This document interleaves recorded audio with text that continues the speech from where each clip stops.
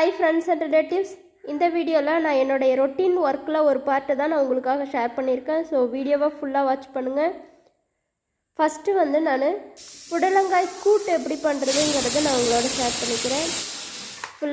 புடலங்காய் கூட்டு எப்படி பண்ணணுங்கிற ஐடியாவே இல்லைங்கிறவங்க இந்த மாதிரி ட்ரை பண்ணி பாருங்கள், ரொம்ப டேஸ்ட்டாக இருக்கும். அதுக்கு இந்த மாதிரி புடலங்காயை சின்ன சின்னதாகவும் கட் பண்ணிக்கலாம், இல்லை நீங்கள் அப்படியே ஒரு புடலங்காயை ரவுண்டாக கட் பண்ணியும் பண்ணலாம், அதுவும் நல்லாயிருக்கும். உங்களுக்கு எந்த மாதிரி ஷேப் கட் பண்ணணுமோ அதே மாதிரியே கட் பண்ணிக்கோங்க. நான் இந்த மாதிரி சின்ன சின்னதாக கட் பண்ணி நான் இன்றைக்கி கூட்டு பண்ண போகிறேன். அதுக்கு இந்த மாதிரி நீல வாக்கில் இந்த மாதிரி கட் பண்ணிவிட்டு நம்ம கட் பண்ணும்போது ஈஸியாக இருக்கும் கட் பண்ணுறதுக்கு. நிறையா காய் கட் பண்ணணுன்னாலும் நம்ம ஈஸியாக கட் பண்ணிடலாம். ஒரே டைமில் இந்த மாதிரி நீல வாக்கில் நிறைய காயை கட் பண்ணிவிட்டு கூட நம்ம டக்குன்னு கட் பண்ணிடலாம். இப்போது இதை கூட்டு பண்ணுறதுக்கு எண்ணெய் விட்டு கொஞ்சம் கடுகு, அப்புறம் வெங்காயம், 2 பச்சை மிளகாய், கருவேப்பிலை இதெல்லாம் போட்டுட்டு நல்லா வதக்கி விட்டுட்டு இதோட ஒரு தக்காளியும் போட்டு நல்லா வதக்கிட்டு இந்த வெங்காயத்துக்கு தகுந்த மாதிரி உப்பு கொஞ்சமாக போட்டுக்கலாம். அதுக்கப்புறம் இந்த புடலங்காய், ஒரே ஒரு கேரட் மட்டும் சும்மா கலருக்காக நான் போட்டிருக்கேன். அப்புறம் கொஞ்சம் மஞ்சள் பொடி, கல்லுப்பு சேர்த்து நல்லா வதக்கணும். நம்ம இதுக்கு தண்ணிலாம் விட தேவையில்ல, அதிலே காயிலே நிறையா தண்ணி வரும். பாருங்கள் இவ்வளோ தண்ணி வந்துடுச்சு. இதிலே நல்லா வெந்து வந்துடும். இப்போ மிளகாய் பொடி, கொஞ்சமாக வேக வச்சு வச்சுருந்த பருப்பு நல்லா வெந்ததுக்கப்புறம் இந்த மிளகாய் பொடியும் பருப்பையும் ஆட் பண்ணிவிட்டு கொஞ்சமாக தேங்காயை நல்லா தண்ணி விடாமல் அப்படியே நான் பாருங்கள் அரைச்சிருக்கேன். அரைச்சி அதையும் ஒரு 2 ஸ்பூன் சேர்த்துக்கிறோம். இப்போ ரெடி ஆயிடுச்சு நமக்கு புடலங்காய் போட்டு. இப்போ நான் தோட்டத்துக்கு வந்திருக்கேன். இது நம்மளுடைய மக்காச்சோளம் இப்போ தான் ஊனி இப்போ தான் ஃபஸ்ட்டு முளைச்சி வந்திருக்கு. முளைச்சி வந்ததில் நிறையா இடத்துல பாருங்கள் எல்லாம் குருவி சாப்பிட்ருச்சிங்க. சின்னதாக பயிர் முளைச்சி வரும்போதே அதெல்லாம் கொத்தி கொத்தி சாப்பிட்ருச்சிங்க. அதனால் பாருங்கள் எவ்வளோ இடத்துல கேப் வந்துருச்சு.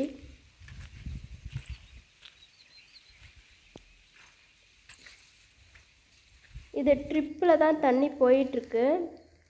பாருங்க ட்ரிப்பில் எப்படி ட்ரிப் ஆகுதுன்னு. இப்போ இந்த மாதிரி ட்ரிப் ஆகும்போது கொஞ்சம் கொஞ்சமாக மண்ணில் ஊறி மொத்தமாக நிறையா செடி வரைக்கும் ஊறி வந்துடும் தண்ணி. இங்கே பாருங்கள் இந்த இடத்துல தண்ணி எண்டில் எண்டு கேப் ஒரு இதுக்கு மிஸ் ஆகிடுச்சு. அதனால் தண்ணி எண்டில் போயிட்டுருக்கு. இதை இந்த மாதிரி மடித்து விட்டுட்டு போகிறோம். எண்டு கப் கொண்டு போட்டால் தான் இது தண்ணி வெளியில் போகாமல் இருக்கும். இப்போ இது பக்கத்து தோட்டம், அங்கே தண்ணி வாய்க்கால் வழியாக போயிட்டுருக்கு. வாய்க்கால் பாய்ச்சால் இது இங்கே ட்ரிப்பில் பாய்ச்சிட்ருக்கோம். இது வாய்க்காலில் பாயுது. இங்கே சோளம் வளர்ந்துருக்கு, கதிர் விட ஆரம்பிச்சிருச்சு இந்த சோளம். இது கொஞ்சம் முன்னாடியே ஊனி வச்ச சோளம் இது, அதனால் கதிர் விட ஆரம்பிச்சிருச்சு. இது வாய்க்கால், நடுவில் வாய்க்கால், 2 சைட்லேயும் மாற்றி மாற்றி திருப்பி திருப்பி தண்ணி பாய்ச்சுவாங்க.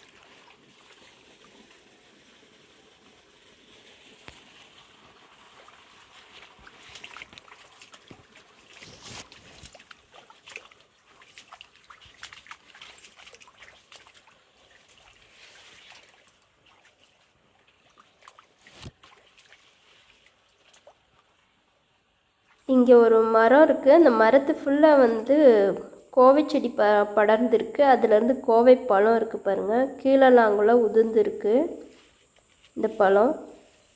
இந்த பழம் சாப்பிட்றது ரொம்ப நல்லது. கோவைக்காய் நல்லது. நீங்கள் இப்போ நிறையா பேர் பொரியல் பண்ணி சாப்பிட்ருப்பீங்க.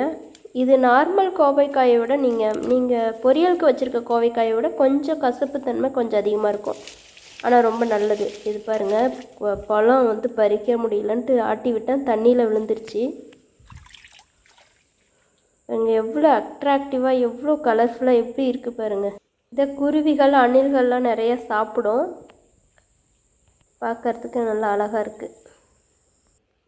பழம் சாப்பிட்லாம். நமக்கு ரொம்ப டேஸ்ட்டாக தித்திப்பாக இருக்கும்னுலாம் சொல்ல முடியாது, ஆனால் சாப்பிட்லாம்.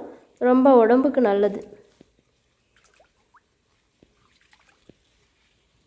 இங்கே ஒரு பழம் இருக்குது, அதையும் நம்ம பறிச்சுக்கலாம்.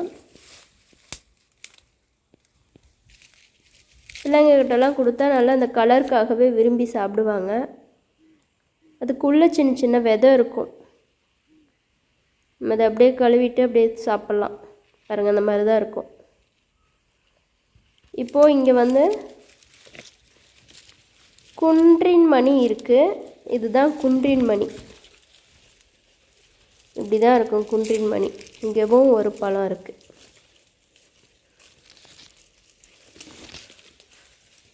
இதுதான் குன்றின் மணி. சிகப்பு கருப்பு குன்றின் மணி. இது நார்மலாக எல்லா இடத்துலையும் வரக்கூடிய குன்றின் மணி தான். இது நிறைய பேர் பார்த்துருப்பீங்க. இது இந்த மாதிரி செடியில் வந்து சாதாரணமாக விளையக்கூடியது தாங்க. இதில் நிறைய வெரைட்டி இருக்குது.